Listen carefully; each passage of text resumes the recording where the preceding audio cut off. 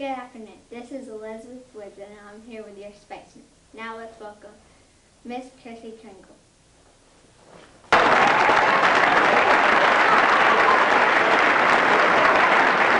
Good afternoon, Krissy.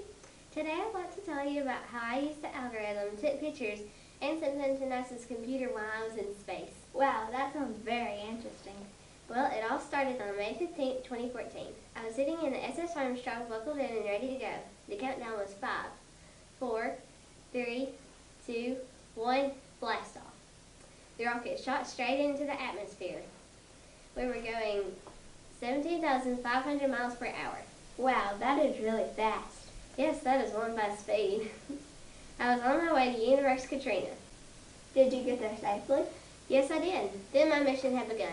I had to pilot the SS Armstrong to Universe Katrina, take a picture, use the algorithm, then send my pics to NASA's computers.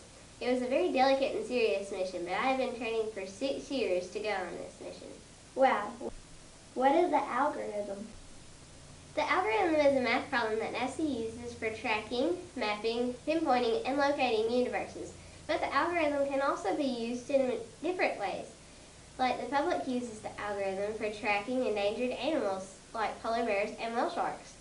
How does the algorithm track these animals? Well, first when a match is made, the algorithm identifies the correct animal more than 90% of the time. Well, that's very interesting. But what about your mission? All of a sudden I heard a crash. Then I felt a very big jolt. The rocket came to a stop. I looked out the window. I didn't panic because I thought it was just the end of the rocket coming off. But I looked closer, and do you know what I saw? What, Krissy?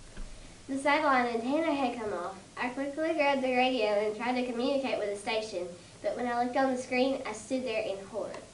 There on the screen, I saw the battery symbol blinking in red. That could only mean one thing. I had no power or any way to communicate with anybody. What did you do? I sat there wondering what would happen to me. Then it hit me.